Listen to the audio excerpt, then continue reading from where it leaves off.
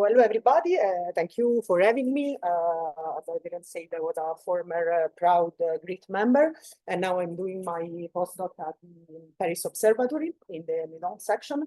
This talk is based on a recent paper by the Gravity Collaboration, which is on archive and has been accepted to astronomy and astrophysics. So it will be soon out. And this is the outline of the talk. So very briefly, we are gonna see the motivation behind this work. This will be very brief because you probably know this better than me. Then I'm going to show you the data that we use and the methodology to constrain the presence of these hypothetical fifth ports at the Galactic Center. And then, of course, I'm going to show you the results of our analysis and the new constraint that we can get on such intensity. And briefly, at the end, I will mention future prospect and direction about this work. So, as you know, there is general relativity. It's our current theory of gravity, and it succeeds at several experiments. It reproduces correctly solar what we expect of solar system scales. Also, it predicts the gravitational waveform from black holes merger that we observe.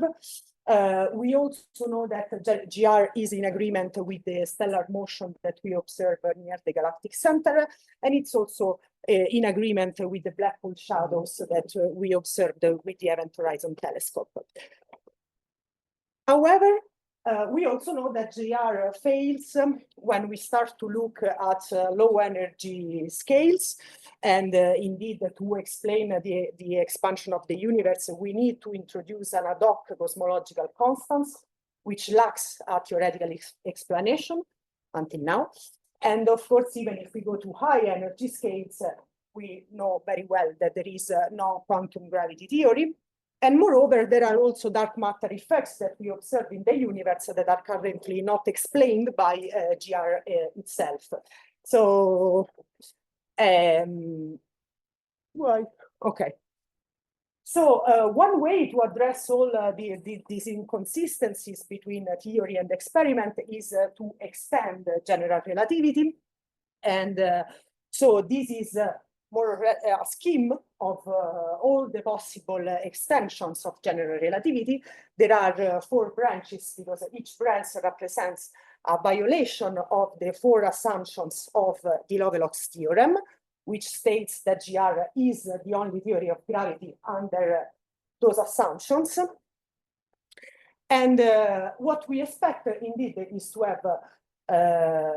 have some modification in the infrared, so to explain what we observed at cosmological scale. And in principle, we want this ultraviolet completion. An example of these are string theories, for instance, and we do expect to see this modification in the UV as higher derivative corrections to GR. So most of those theories act in this regime, so they aim to explain what we call the dark energy effects, but some of them can be also seen as the low energy limit of a more general string theory.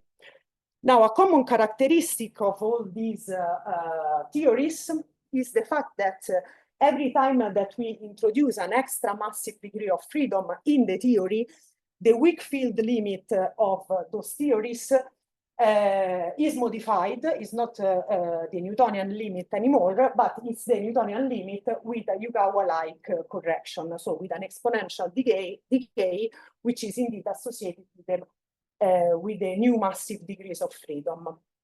And what is important here is the fact that when we say massive degree of freedom, we don't mean only massive real fields, let's say, for instance, vector fields or scalar fields that we have in this branch, for instance, but we mean any degree of freedom which satisfies the massive field equation. So it can even be something related to higher dimension or something related with the extra term in the curvature. All of them still reduces to a Yukawa-like correction.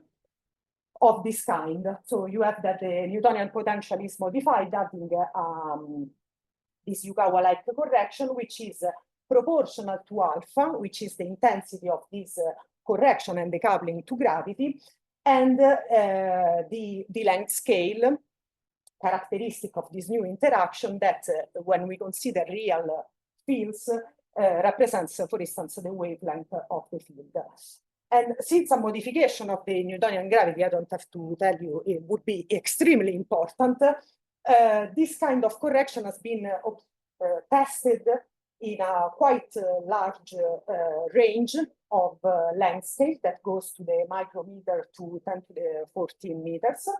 And here in this plot, you can see the current constraints. Of course, the better constraint is obtained at the length scale of 10 to the 9 meters, which is the Earth-Moon distance, because of the lunar laser ranging experiment. And regarding the Galactic Center, here you can see the constraint that has been obtained by the UCLA group some years ago. And you can see that we are exploring a regime here in terms of the central mass. We are much closer to the central mass than solar system experiments. And the importance of this is, first of all, we can improve the constraint that we have at this length scale. But another important reason is the fact that some of those alternative theories show a screening mechanism that basically suppress the effect of the theory at solar system scales. However, the behavior may be different around the supermassive black hole and at the Galactic Center, where there is a completely different environment with respect to the solar system. So it's important also to use this data to constrain this region of the universe. I have a question. I don't understand why left figure is different from the right figure. So both have lambda on the x-axis. Yes, but this is in terms of the mass of the that generates the gravitational field.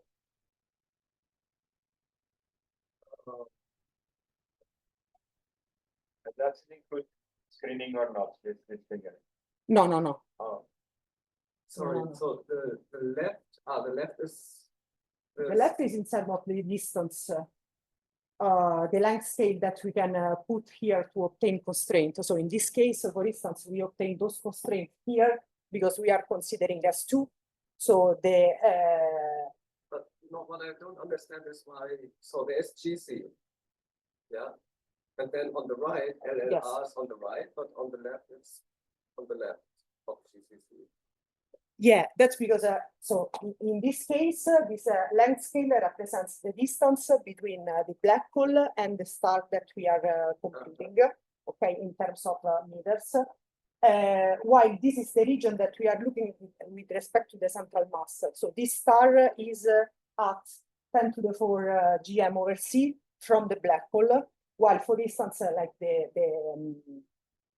lunar laser ranging, it takes the distance between the sun and the moon, which is...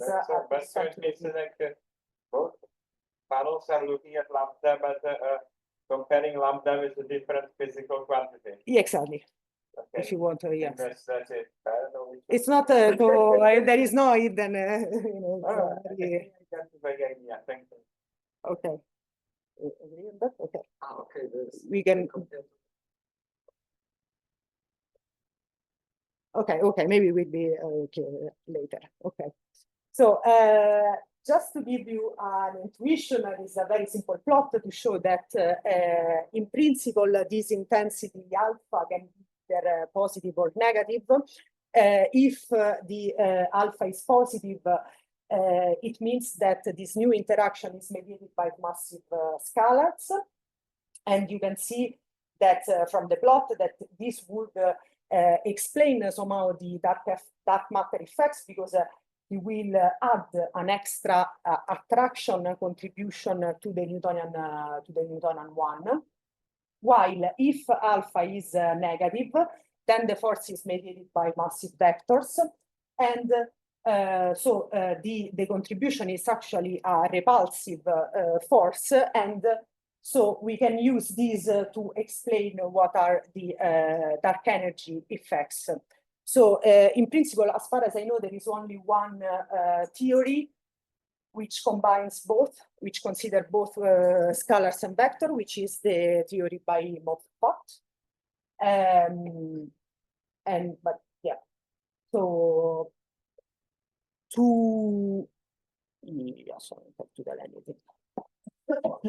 So regarding the data that we want to use to test this Yukawa-like correction, there are several stars, for those of you who don't know, there are several stars orbiting quite close to the supermassive black hole at the center of our galaxy, Sagittarius A star, which are called S stars. And among all these stars, there is S2, which is the star that has been monitored the longest, more than 30 years now. So we have two entire orbits around Sagittarius A star.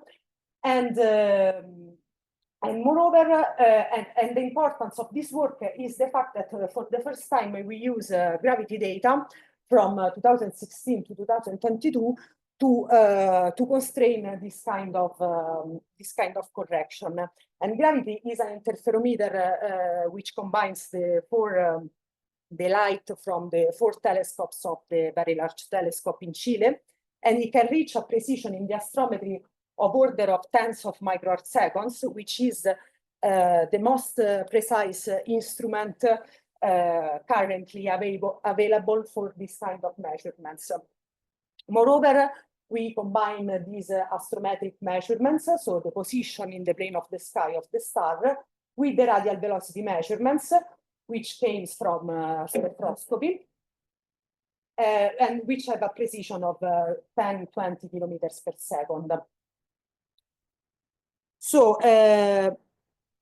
the model that we want to test is, of course, starting from this modified Newtonian potential. Then we add some effects that are needed in order to better explain our observation. For instance, we included the Romer delay, which is the difference between the emission dates of the signal and the observational dates that we have, which is simply due to the finite speed of light. We also add some relativistic effects that becomes important at the pericenter passage, so the Doppler shift and the gravitational redshift that modifies the radial velocity. And we also add the solar system motion with respect to the galactic center. And finally, since the gravity collaboration has detected the spatial precession at 10 sigma confidence level now, we also include the first post-Newtonian correction in the equation of motion. So this is the expression we used. We fixed this parameter to be 1 according to our observational constraint. And this corresponds to have the parameterized post-Newtonian parameters beta and gamma equal to 1. So this is an assumption that I'm going to show you later why it seems correct to do, because in principle there is no PN, no parameterized PN expansion when there is a Yukawa-like correction. There is not a generalized one. So we use, in this case, we are using the GR1. And the method, of course, is to do a Markov chain Monte Carlo analysis. We did it specifically using this package MC. This is the set of parameters that we want to fit. So there are the Keplerian elements describing S2 orbit, the black hole mass and the galactic center distance, these offset parameters which are not really interesting, and finally the intensity of this Yukawa correction. So for each run, we fix the value of the length scale lambda, and we fit for this set of parameters. We use, for the physical parameters involved, we use uniform priors, so flat priors with motivated physical bounds. Okay, so this is the results of our analysis. These are the marginalized posterior distribution of the absolute value of alpha for different fixed value of the length scale, lambda. And we can observe that there are basically three different regimes. This is the overall results on the 95 confidence level on alpha compared to the previous work that I was telling you done by the UCLA group. And you can see that basically all over the curve we get roughly one order of magnitude improvement with respect to this previous work. And we can go all in these cases, the black curves represents the fit that I just told you. So assuming that there is also an extra 1pn term, and the red curves instead represents if we only consider the Keplerian model. Yes. Is there a reason why you fix out lambda and you don't do the analysis also? Yeah, because you cannot constrain both at the same time. Yeah. So it's you don't really get much information. You have to fix one of the two. In general, it's every time that we have some kind of distribution, it's the usual procedure to fix like the density and then fit like for the mass. In this case, it's the alpha. Yes. How would the detection signal look in this paper? If there really was a big force, how would that look? I guess this limit would be much higher, like a peak, or yeah. I mean, well, of course, we can only place per limits, no, on. But, maybe one other question. So why do we say that you don't have a PPN parameter for when you have a Yukawa term? Because if you, for example, if you imagine it's a massive scalar or massive vector that is doing the potential, then you can compute the PPN parameter, no? Even with the exponential term, because there is a paper because there is a paper by Cliff Wheeler. Yeah, if you look in the book of Cliff Wheeler, I'm sure you will find the formula. No? And no, indeed, they claim exactly this, that you cannot expand in terms of 1 over r when you have an exponential term like that. So because there is the exponential term, so you cannot do the usual expansion that you do in the PN, the parameterized But PN. we can show that what they do. But yeah, it's this paper. I think it was by Al. So we can go deeply into the 3 different regimes. This is the first one when the length scale that we fix is smaller than S2 orbital range, which I recall is from 10 to the 13 to 10 to the 14 meters from Sagittarius A star. So in this case, you can see that this term, the exponential term, basically goes to 0. So we end up with the usual Newtonian potential. And basically, you can see that we cannot obtain any kind of constraint on alpha in this regime. I think it was, in this case, is very large, like 10 to minus 10 to the 4, 10 to the 4. Because, yeah, it looks like it kind of yeah, it's but I mean it's also at 0 if you want. So which is so yeah, I mean if you want to take like the maximum likelihood, you should still get 0. So this is the second regime instead, when the length scale is comparable with S2 orbital range. So you can see that in this case, indeed, this is the simpler Keplerian model. So we have just Kepler plus Yukawa, no PN. And you can see that alpha is indeed centered around this value, more or less. This is the best fit value, and we can compute the precession associated with this extra potential using this formula, and we get that the precession given by this alpha is somehow comparable to what we observe and that we identify with the Schwarzschild precession. So what's happening here is that if we don't include the Schwarzschild precession, the Yukawa term will reproduce the prograde precession that we actually observe in the star. However, if instead we include the 1pn term, which in our opinion is the right way to do, you can see that we can obtain a very clear upper limit on alpha of order 10 to minus 3 at 95 confidence level, which is exactly what you see in this plot. So, of course, this regime, when the length scale is comparable with S2 orbital range, is the region where we obtain the best constraint. So finally, there is the third regime, which is when lambda is instead much larger than S2 orbital range.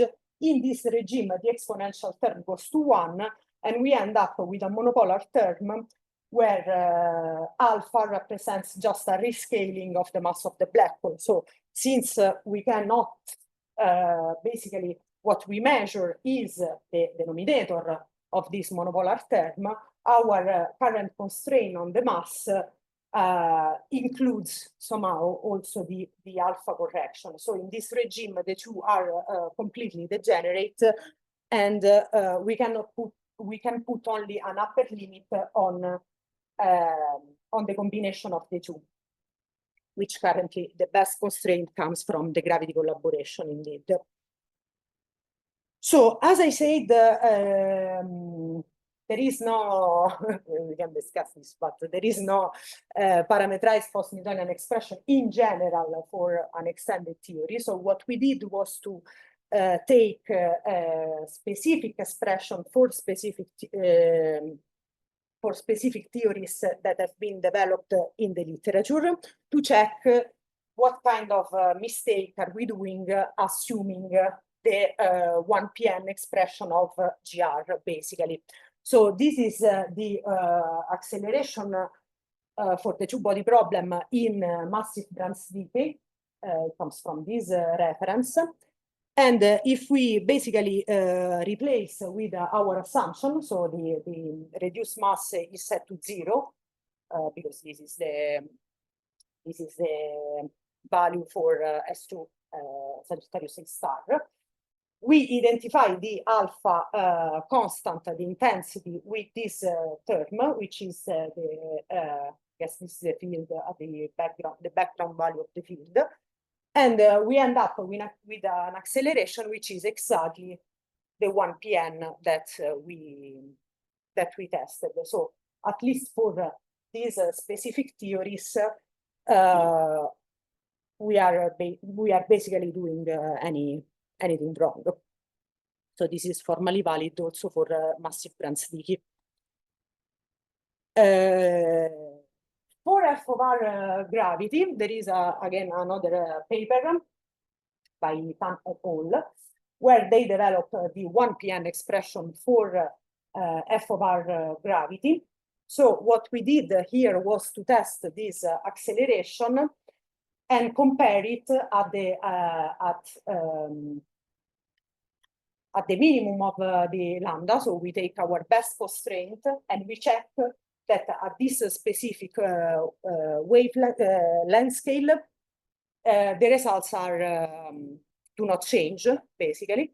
And you can see from this plot that indeed the best fit value of alpha is slightly different in the two cases, but overall the upper limit remains unaffected. So in this case, we can claim that the extra term due to the presence of the Yukawa correction are negligible when we look for the upper limit on alpha. However, an important thing about this work, which also goes in the direction of the future prospects of this work, is the fact that when we consider lambda much larger than r, we end up with an asymptotic expression for the acceleration in the 1pm case, which is different from the Newtonian one, so from the GR one. So when what they claim in their paper is the fact that if we use this expression, we can break indeed the degeneracy between alpha and m, because alpha has basically a different dependency on r. And so at a large length scale, we can break the degeneracy and obtain an upper limit, which is a constant, whatever is the length scale considered. This would be particularly important because it would allow us to test length scales that are currently unreachable. Of course, it will be only for the specific f of r gravity, but it's something that we plan to check with. I think you can do this exactly also for Browns-Dick. To be exactly the same thing for Browns-Dick or for any theory in which you have a mass, because in this limit you are massless, right? Yeah. It's like pure massless. You mean in this limit? Yeah. So in this limit, whatever the theory, it's like you have a massless degree of freedom, and you will always. So if you look at 1pn coefficient, you will always find something that allows you to break the degeneracy. Also for Browns-Dick, I think what you say is also. You don't have this kind of asymptotic behavior. You have, I think, from Browns-Dick. But this is not from, I mean, from the so equation. if you take Browns-Dick at 1pn, the 1pn coefficients are different in Browns-Dick and in GR. Yeah, but I'm not looking at the PN coefficients now. So like if you take this expression, the asymptotic limit is this one. No, so if you go back to your slide, this is 1pn correction. Yeah. So here it tells you that the ppn coefficients are not 1. Yeah. And I think it's exactly the same for Browns-Dick. Yes, I guess. So, but I don't think that we can. I mean, I don't know if this is what you're telling me, but I don't know if we can take this as the general. Not this precise formula. This precise formula, no. I mean, Okay. the thing will be the same in Browns-Dick or in any theory in which you consider that the mass is small, so it's massless. Okay. We can. Seems to know what you are talking about. We should talk later. Okay, so indeed, this is what I was telling you before. That's just we want to combine all these data for these stars that we have currently available. So to indeed to check this kind of behavior at large length scale. Okay, another interesting thing to do is combining some lensing observation with the current orbits that we have. So, okay, so this is the orbit of S2, and basically starting from 2010, we saw this object approaching in apparently a linear trajectory to the supermassive black hole. And we detect no acceleration. So indeed, this orbit is currently unknown. So we don't really know where it goes. But apparently it's moving in this linear trajectory. And there is a recent paper where they show that indeed,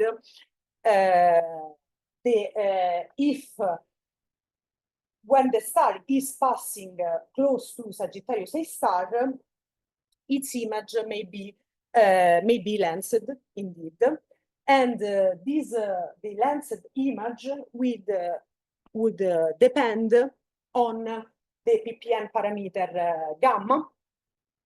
So you can see here from this plot that according to the value of gamma, the lensed image changes, and it changes with a maximum of 300 microarc second, so it is within the precision of gravity.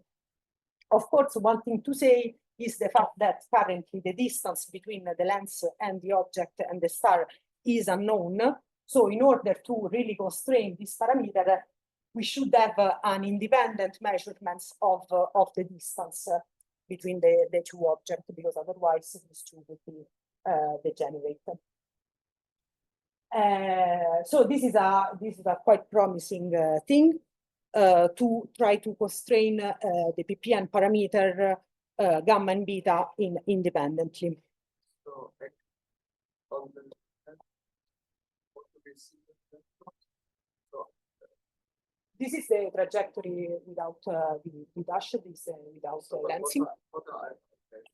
What are, sorry? Alpha and delta. Alpha and delta are the position in the plane of the sky. These are right ascension and declination. So you can take it as X and Y. If you want. Gamma here, so these are the different curves for different value of gamma, which is the PPN parameter that you put here. And what is delta A? Is the deflection angle of the image with respect to the lens, is the Einstein angle.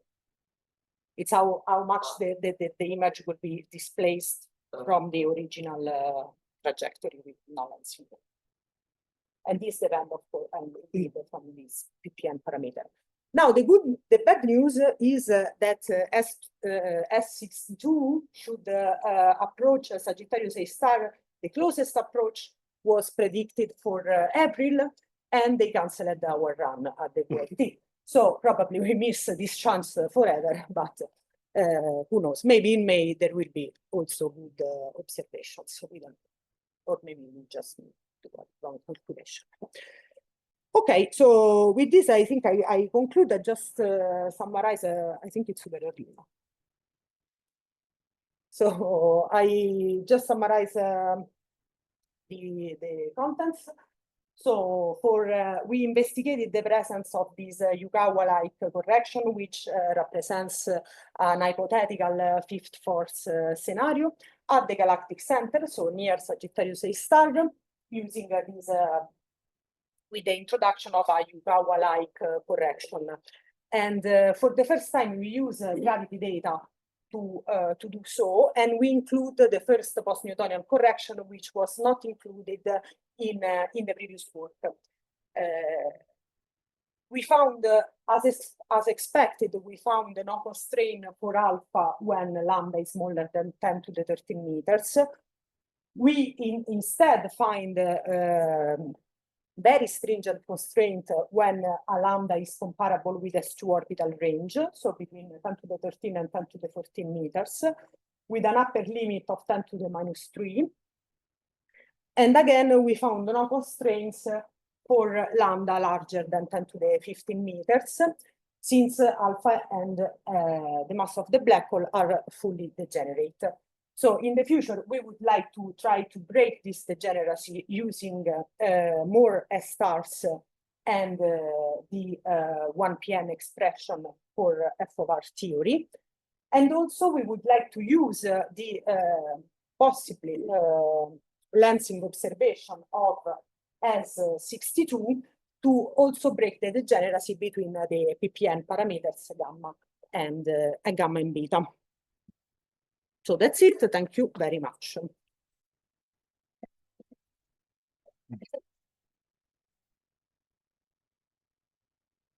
Questions?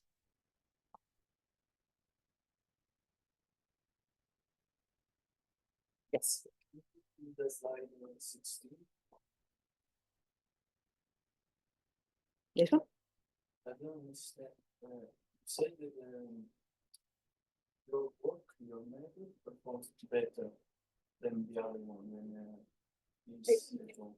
It's not the method, it's the data that they are much better, yes. So why, like for small scales, it's the other way around? You mean this point? Yes. Why is larger? I have no idea. No. Actually, yes. I mean, I think it's we use the slightly different models.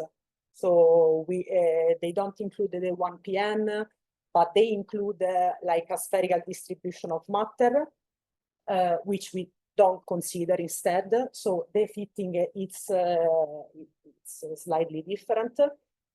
But honestly, yeah, I think that's the reason. I mean, it's really small. Like the order of magnitude is the same, but the specific one is slightly different. But we didn't worry much about it. The fact that alpha is taking away from 0, does it mean that probably there should be more post-Newtonian corrections that you're not taking into account? What you in the mean? motion of the star? Because like here like you say this is a matter limit.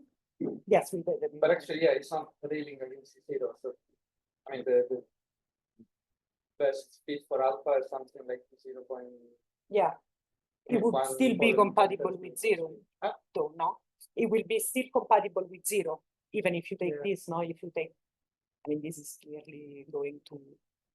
Yeah, I mean, it does. Okay. So first of all, I don't know if you compare like base factors of the model, like the same model with alpha set to 0 and alpha being able to vary.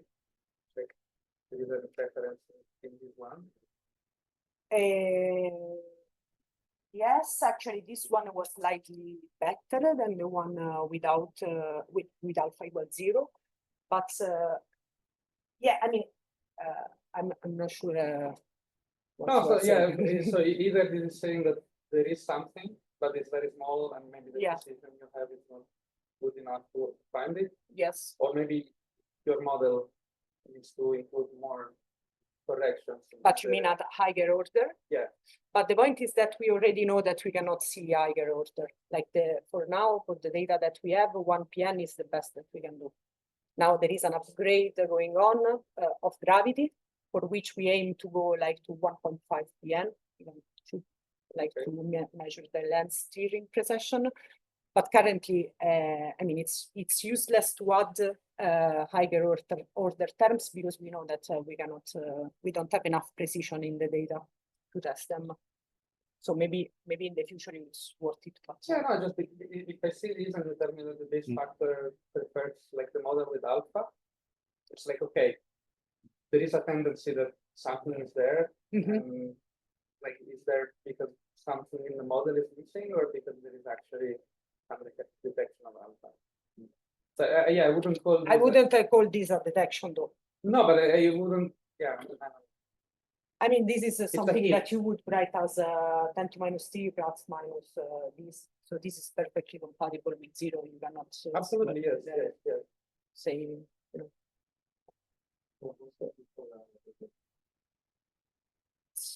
For sure, if this is, I mean, for sure, this should not be compatible with 0 in the 3 sigma at least. Then I don't think that the collaboration with Alawenica, like I think nobody wants to say that. But I would say it's a hint that something is there, probably like in the model, or that there might be a detection with this precision. Yeah. This we don't exclude this for the future. For now, yeah, I mean, we cannot claim anything from this, but yeah, we can maybe in the future. Yes. So, yeah, I mean, you did the analysis for fixed lambda. Yes. Can you also do the MC analysis for alpha and lambda at the same time? Yeah, this was also Nicola was asking. It's they are degenerate, so you don't really get any constraint. But they're not completely degenerate. Yeah. I have to say that I mean I didn't try it because that's the kind of the usual procedure that we follow, like to fix kind of the distribution and just try to understand what we get with S2. So we did it also for the scalar cloud and whatever. So it's kind of the usual procedure. But the point is that the data are not sensitive to really to lambda, you know. Like you cannot really constrain lambda from. I think you can.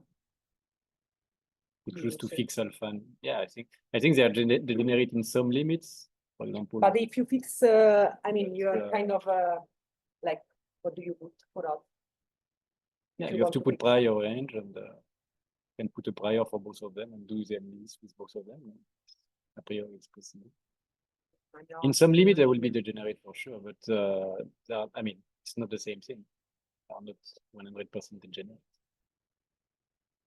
No, they're not, but still, I mean, I'm not sure. Yeah, no, you could replace, yeah, no.